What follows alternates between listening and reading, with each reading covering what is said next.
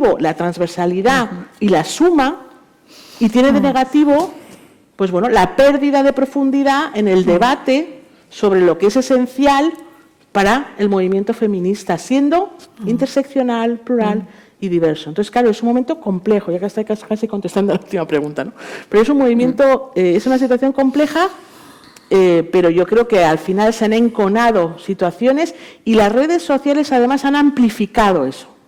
Lo han amplificado, han tenido la capacidad de que si a una referente del feminismo español se le llamaba transfoba en una conferencia, eso tenía, ¿no?, el impacto multiplicador de las redes sociales.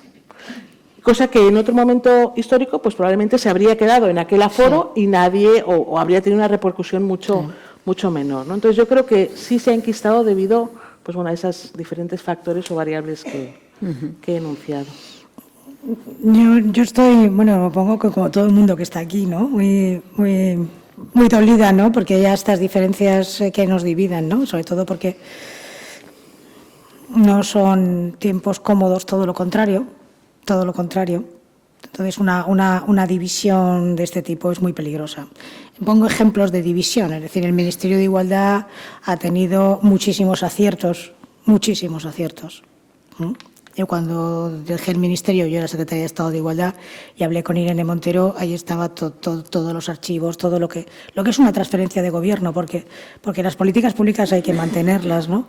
Y ha tenido muchísimos aciertos, la ley de sí es solo sí, es decir, muchísimos aciertos. Entonces yo me di cuenta, precisamente porque lo ha nombrado María en las redes sociales, que hay muy pocas reproducciones de lo que está sacando el Ministerio de Igualdad, ¿no? Y pienso además que eso nos hace daño a todas. ¿En qué sentido? En el sentido de no vernos visibles. La visibilidad siempre ha sido una vindicación. Desde la A, que no estaba nunca, a las aportaciones. Acordaos que siempre las mujeres son un colectivo con especiales dificultades. Dice, la especial dificultad me la pondrá usted, porque yo es que soluciono la vida a todos los que viven conmigo, especialmente a los independientes que viven conmigo. Pero esa visibilidad significa, traducido a las redes, es que todos los programas que nos parezcan valiosos, y el Ministerio de Igualdad tiene un Instituto de la Mujer magnífico. Ahora mismo Igualdad está, y lo digo de verdad, en temas de violencia contra las mujeres, en tema de violencia machista, somos un referente internacional. Lo digo porque hace 2 días hablé con personas que están verificando en Europa dónde está España. O sea, la ley de violencia se hizo así, hay que remodelarla y hacerla más abierta, porque evidentemente, pero hace falta mayoría absoluta. Ya saben que ahora no se trata de lo que diga, sino de quién lo dice, para derribarlo, para aceptarlo. Eso significó que hay un informe que se llama el informe Grevio para que todos los países estén trabajando, que por supuesto todos estos países, como los países más retrógrados, ahora fijaos lo que está pasando en Italia, lo que está pasando en Turquía, lo que está pasando en Bulgaria, es decir, que tenemos una ola que no nos podemos en absoluto, sería un despilfarro de fuerzas, de activismo, de pensamiento, de talento, el poder frenarlo. Y estamos en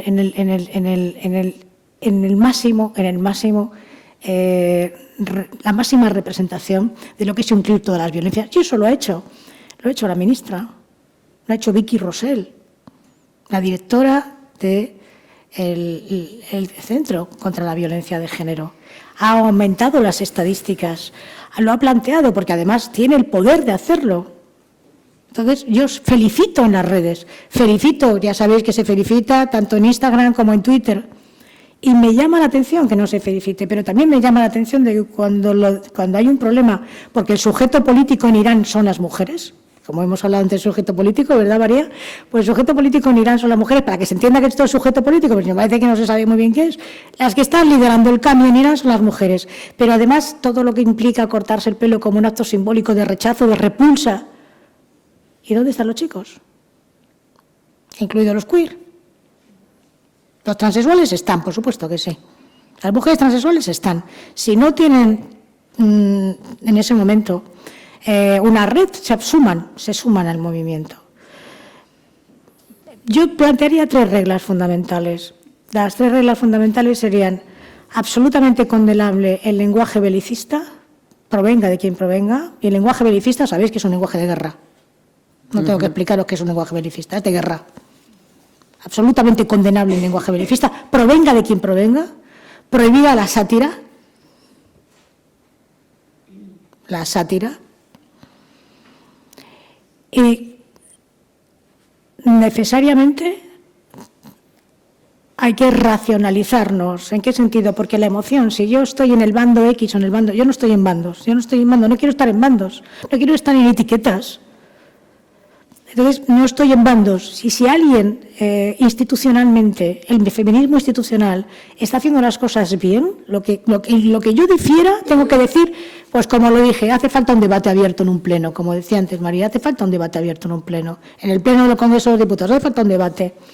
Pero si se están haciendo propuestas valientes, hay que valorarlo y felicitarlo explícitamente. Y eso no significa traicionar a nadie.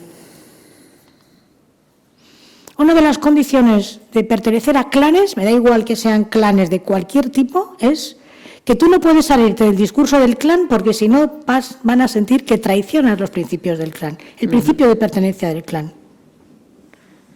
Yo no estoy por la autodeterminación de género, insisto, porque desde luego la última reunión que tuve en Europa fue en el año 2021, ya no se hablaba de mujeres ni se hablaba de para nada, se hablaba de otro tipo de discriminaciones.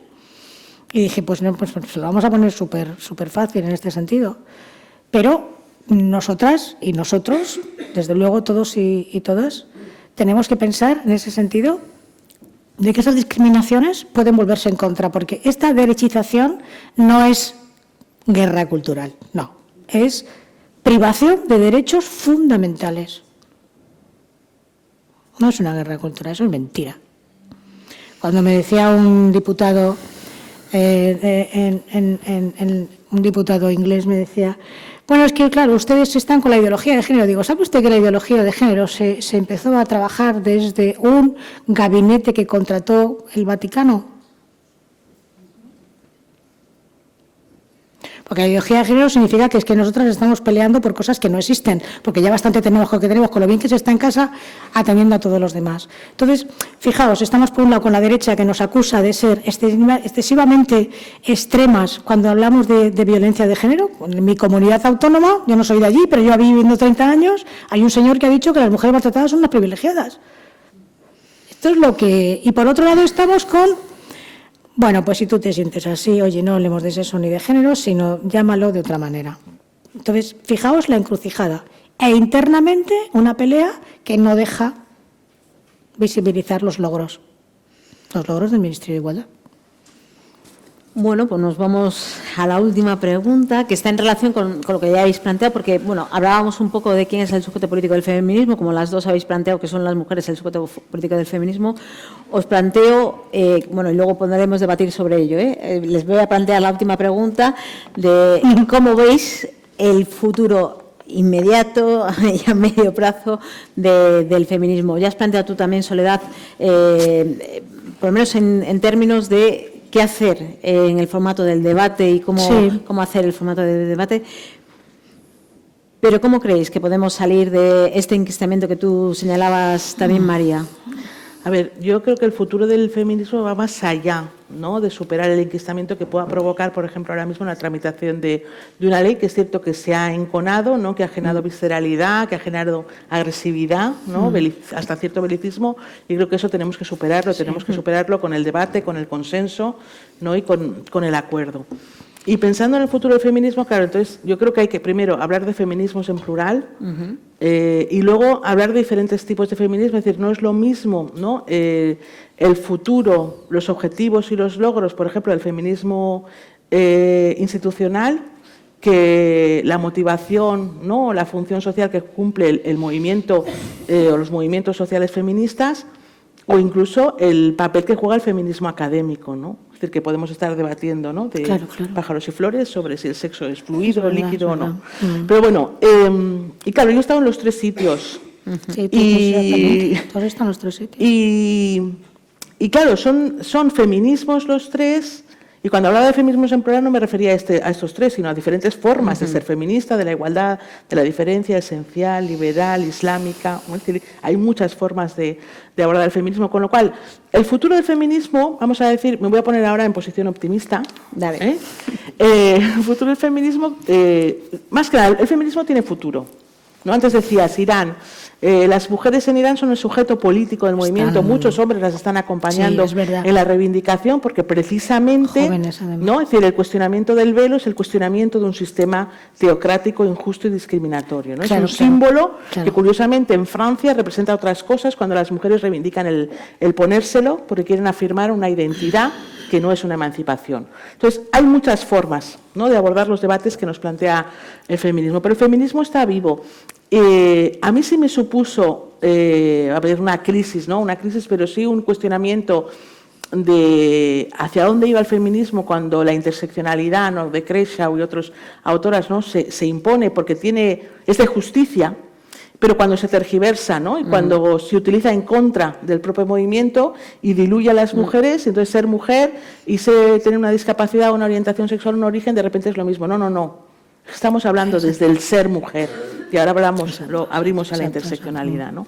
Entonces, yo creo que el feminismo institucional tiene recorrido si se fundamenta en el consenso, pero claro, también está la amenaza de la extrema derecha, de las derechas conservadoras en Europa y demás. Entonces, el feminismo institucional está en más riesgo que el movimiento social feminista o que el feminismo académico. Es decir, ahora en Italia el feminismo institucional está en riesgo. En Suecia el feminismo institucional está en riesgo. En Polonia y en Hungría el feminismo institucional no existe, ¿no? Creo que eso es un problema, porque al final desde el feminismo institucional se impulsan, se modifican las leyes, ¿no?, y se impulsan las políticas y se genera transformación social. Es verdad que impulsados, ¿no?, por la agencia del movimiento social y por la definición de lo que entra en su agenda política, pero si vamos a una Europa, por ceñirnos a Europa ahora, conservadora, pues el feminismo institucional está en riesgo, ¿no? Es decir, yo creo que ahora, me preguntaban esta tarde en la radio, a ver qué suponía que Tamara Falcó estuviera en programas de prime time hablando del aborto, del divorcio y de la religión católica. Y yo digo, pues a mí eso a lo que me suena es a la zona de aquiescencia de la que hablaba Pippa Norris, una politóloga norteamericana que decía, en cuanto normalizamos el discurso de la extrema derecha y le demos carta de validez, ampliamos su zona de aquiescencia, su zona de acuerdo, y entonces podemos tener a una persona en prime time cuestionando el derecho reproductivo de las mujeres, que era un debate cerrado, consolidado y legalizado. Pues ahora tenemos ese riesgo aquí y en Europa, y eso pone en riesgo al feminismo institucional, pero no al movimiento feminista o a los movimientos feministas. Yo creo que hay la cuarta ola del feminismo de la mano de las redes sociales, de la mano de la gente más joven, de una agenda política igual muy centrada en lo que es la violencia contra las mujeres y las agresiones sexuales, ha generado, pues bueno, una ola, ¿no?, bueno, de ahí la metáfora, que tiene fuerza y que está presente y que va a ser muy difícil de silenciar. Lo que pasa que es cierto que ante un Irán y un Afganistán, la respuesta institucional, política internacional es hipócrita, es pobre, no es intervencionista. Es decir, las urgencias políticas, geopolíticas son otras hoy. Entonces, claro, se nos espera, pero el feminismo y nuestras reclamaciones nunca se consolidan. A mí lo que me preocupa es por qué somos incapaces, bueno, nosotras no tenemos la culpa, ¿no?, pero por qué no se consolidan los avances que alcanzan y que alcanzamos de la mano del movimiento feminista. ¿Por qué siempre están en la cuerda floja? ¿Por qué depende de las coyunturas, de los contextos, de los momentos más apropiados, ¿no? Es decir, solo en contextos de crecimiento, de estabilidad, nos permitimos políticamente, ¿no?, el decir esto es importante, esto merece recursos, aquí vamos a invertir un tiempo. Y no somos capaces de consolidar muchos de los logros que hemos tenido. Entonces, he dicho que iba a ser optimista, no está sonando optimista. Lo que quiero decir es que hay riesgos para el feminismo institucional, para la práctica política feminista, pero el movimiento feminista como movimiento social sí creo que es imparable. Sí creo que está ahí, que va a estar en las calles, que va a estar en las redes, que va a estar empujando. Y espero que el feminismo académico pues esté a la altura. pues estemos a la altura, porque ahora estoy ahí más que en otros sitios. Yo creo que además está muy bien, son como tres patas importantísimas, ¿no? Por una parte, el institucional, porque lo trasladas a políticas públicas y a leyes, ¿no? O sea, si desde luego si yo sufriera, cualquiera de las personas que estéis aquí, sufrir violencia en Polonia, con que te pida perdón, se acabó lo que se daba y te vas a casa. Así de claro, con arresto domiciliario. Y le tienes a él como agresor. Fantástico, una idea fantástica, ¿no? O sea, que el feminismo institucional hace falta. Pero es precisamente porque también se alimenta de ese activismo, que es pero también hace falta categorías de análisis. Ahí estaría el feminismo académico, ¿no? Que pone nombre a lo que pasa. Que eso es la parte que es importante en el sentido de... A ver si por ser tan flexibles estamos poniendo nombre a todo y no, ¿me entiendes? Como te digo, María. No, por eso decía que yo tengo clarísimo que el sujeto político son las mujeres, claro, porque las mujeres trans son mujeres, sí, que sí, se yo suman y deben totalmente. sumarse. Sí. Y tengo dudas sobre realmente y también estoy segura de que hace falta una ley para el colectivo trans. Para el colectivo transexual, Y tengo dudas sobre cuál es la mejor ley, cuál es la mejor intervención, y no creo que vaya a poner en riesgo tantas cosas como a priori pareciera. Lo que pasa es que, mira, yo concibo el feminismo, o sea, pero además es una regla súper básica, o sea, todo el mundo, a ver, lo vais a entender perfectamente. Equiparación absoluta de oportunidades vitales y materiales con los varones. Vitales y materiales. Equiparación, tal cual. Porque, claro, cuando estamos con las mujeres árabes, cuando yo estaba en la CEDAW, venían las mujeres árabes, sobre todo las tunecinas, que iban en julio en Nueva York, que son 50 grados, porque ya sabéis que allí no hay una sombra, iban con guantes, con calcetines, con, por supuesto, veladas. Los tunecinos podían ser de Santander o de Bilbao, porque iban tranquilamente con una camiseta, su móvil y un bolsito. Entonces, la pregunta que nos tenemos que hacer siempre son preguntas incómodas. Las preguntas no son a ti qué te apetece, sino preguntas incómodas. Es, si yo llevo los símbolos de mi grupo, ¿por qué no estoy representada en el poder de ese grupo?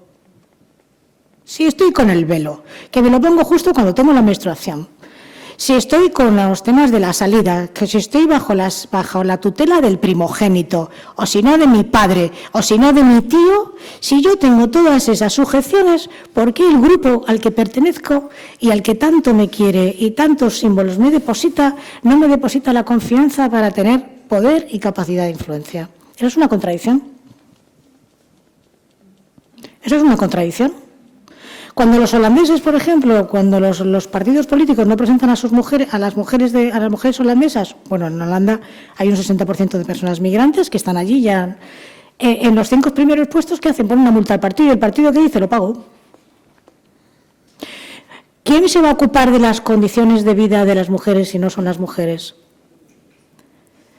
¿Qué ocurre? Que si yo tengo el poder en términos masculinos, si hay un grupo fuerte de mujeres institucional, lo que tengo que hacer es convertirlas en intercambiables. Yo le planteé precisamente a la Internacional Parlamentaria de Naciones Unidas que no preguntara cuántas mujeres hay en un parlamento, sino cuántas veces se rotan a las mujeres por otros nombres. ¿Cuántas veces es muy difícil que en un Instituto de la Mujer permanezca la misma persona que ha trabajado magníficamente bien? Y lo digo a propósito y en esta sala, porque sí, porque me da la gana. ¿Qué ocurre si yo estoy, fijaos, o sea, en el año, voy a hacer un paréntesis y ya acabo. En el año 2010 se quita el Ministerio de Igualdad. ¿Y cómo se quita? Pues porque sí. El poder nunca explica, aplica. El poder nunca explica, aplica. Se quita el Ministerio de Igualdad, explicación ninguna, si son mujeres. El colectivo con especiales dificultades. ¿Dónde se llevó el Ministerio de Igualdad? Asuntos sociales. Pregunta incómoda, ¿dónde estaban Asuntos Sociales anteriormente? En 1982. Igualdad, todos los temas de mujeres estaban en Asuntos Sociales. Con la ministra Matilde Fernández fuimos del 2010 a 1982 sin problemas, con una alegría, una espontaneidad, una forma de ser absolutamente empoderada. ¿Me explico? ¿Y ahora qué ocurre? Que otra vez vuelve a servicios sociales. ¿Qué pasa en servicios sociales? Pues está con todos los colectivos que son vulnerables. allá te las apañes, bonita, con todos los colectivos vulnerables. Eso no pasa y entonces el resto de las consejerías o el resto de los ministerios está a salvo. Y nosotras venga a investigar sobre la transversalidad, a leer sobre transversalidad, a proponer programas sobre transversalidad, es decir, todo el rato con la calceta intelectual. Y mientras los que están en ese momento tomando decisiones aplican y no explican. ¿Eso es género? Sí, absolutamente. ¿Es eso? Absolutamente. Por lo tanto, no es una cuestión de que son únicamente ideologías, es una cuestión de que si tengo que compartir privilegios y poder, no lo quiero hacer. Nosotras que somos muy cariñosas, especialmente con la familia, decimos, es que tiene mucha sensibilidad, se lo cree. Bueno, tendrá sensibilidad para ver un cuadro o para acostarte con alguien que te gusta, pero la igualdad es un derecho. No depende de la sensibilidad ni de algo así. Y por lo tanto, la rotación de mujeres valiosas es un agravio contra todas las mujeres, sea institucional, académica o activista. Nada más. Es que ricasco las dos, gracias a Que las ricasco. dos. Y ahora abrimos, si queréis.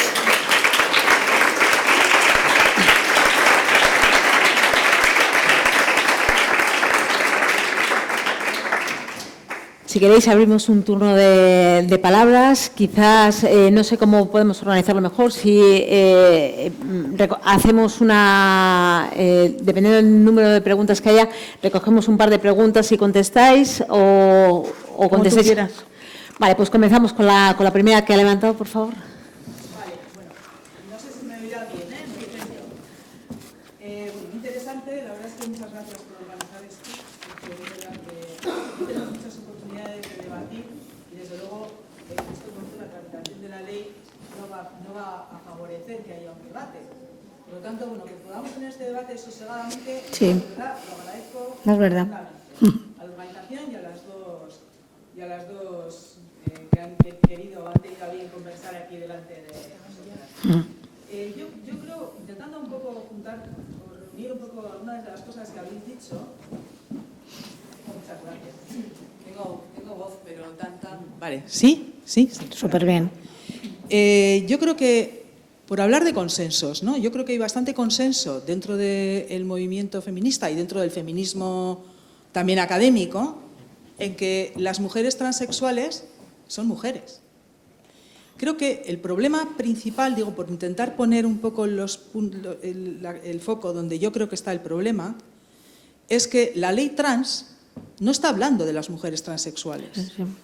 Está hablando de un sujeto que no está definido en el proyecto de ley, que es trans.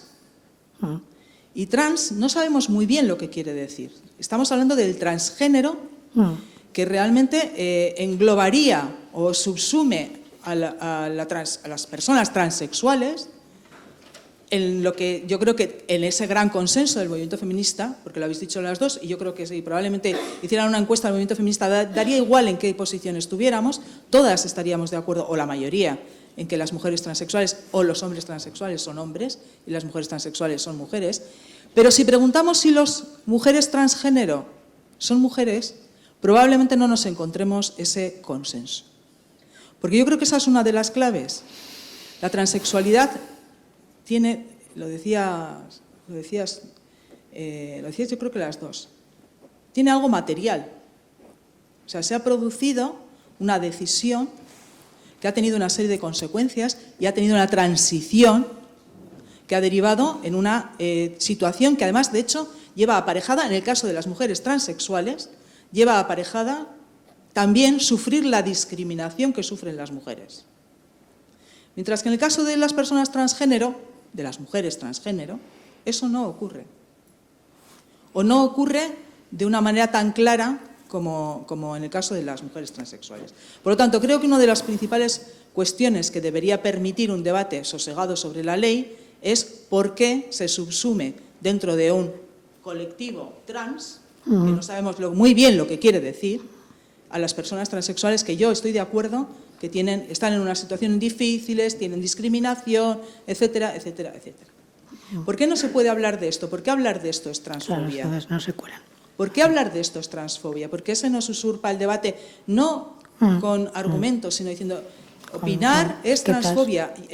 Pedir información científica. María decía que había un montón de cosas que desconocía y que esperaba que los científicos hablaran de ello, que la ciencia hablara de ello.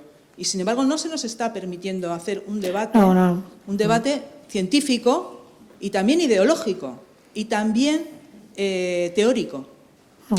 Porque ¿en qué momento el feminismo tiene que dejar de lado su aspiración histórica de abolir el género para pasar a considerarlo el elemento central de su reivindicación? Exacto. Totalmente de acuerdo. Gracias. O sea, ¿por qué? ¿Por qué? ¿Qué? ¿Me dices, Amaya?